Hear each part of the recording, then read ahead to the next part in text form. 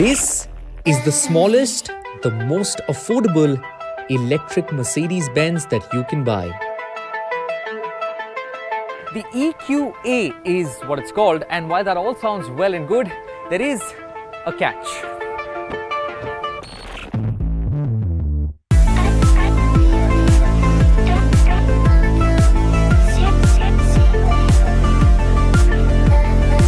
But before we get to that, it's important for you to know that this EQA is just a GLA behind that plasticky grille.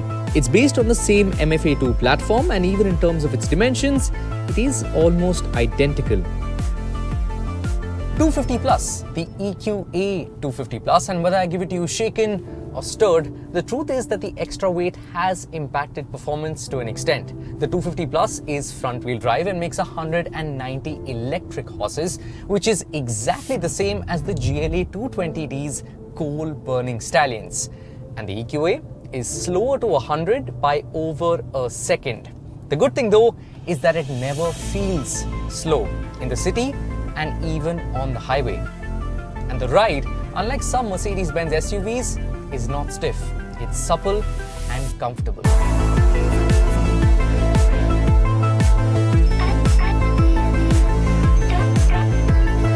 And with a WLTP range of 560 kilometers, which translates to a more realistic 450, you won't exactly be hunting for a charger every time you take it out to get groceries. So, where's the catch? It's back here, because in the world of electric cars today, there's two types of EVs. The first are regular petrol or diesel cars that are converted into electric ones. The second are born electric. That second type of EVs are also what truly feel worth the money, because those are the ones that take advantage of not having an engine. Frunks, flat floors, better battery management, clever stuff that's actually useful for the buyers. So, what kind of an electric vehicle do you think the EQA is? Let me give you a hint. Yup, you guessed it, it's the first kind. Now that's not exactly a bad thing on the face of it, because the GLA underneath is nothing to complain about. There is a big, rich 10.25-inch infotainment screen. The digital gauges have really cool graphics. There is a lovely 12-speaker Burmester sound system. The ambient lighting is right out of a nightclub, and in most places, the quality is very good. It's also alright to drive. Yes, you won't be itching to race up a mountain pass at 4 AM, but you won't be cursing yourself if you did it either. It's a sober, fuss-free driving experience, and I think that's great. It perfectly matches the vibe of the EQA.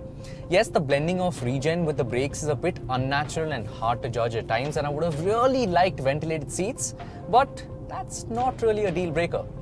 Speaking of seats and deal breaking, what is a deal breaker for me is the rear seat, because that's where the EQ bit of the EQA, the batteries, have sort of been adjusted into the cabin, and that adjustment has taken place right under the rear seat. So basically, the floor has moved way up, which means you sit in a very weird position back here.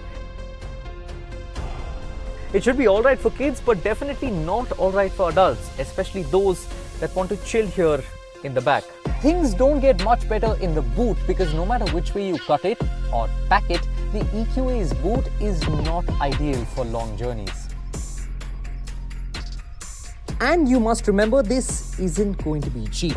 While prices should be out by the time you're watching this, we expect it to cost between 65 to 70 lakh rupees. For that price, you don't get a full ADAS suite. The performance is only adequate, and yes, space is a genuine concern. So, if you just want an electric car at this price point, I'd also suggest you take a look at the Volvo XC40 Recharge or even the Kia EV6. They're both faster with all-wheel drive, get a little bit more space and a little bit more equipment as well. But if you positively want a Mercedes-Benz, and let's be honest, that badge is worth lusting after, you want it to be electric and you rarely use the rear seats, then this does make a lot of sense. It looks alright, it feels premium, it drives alright. There is literally just one catch with the EQA.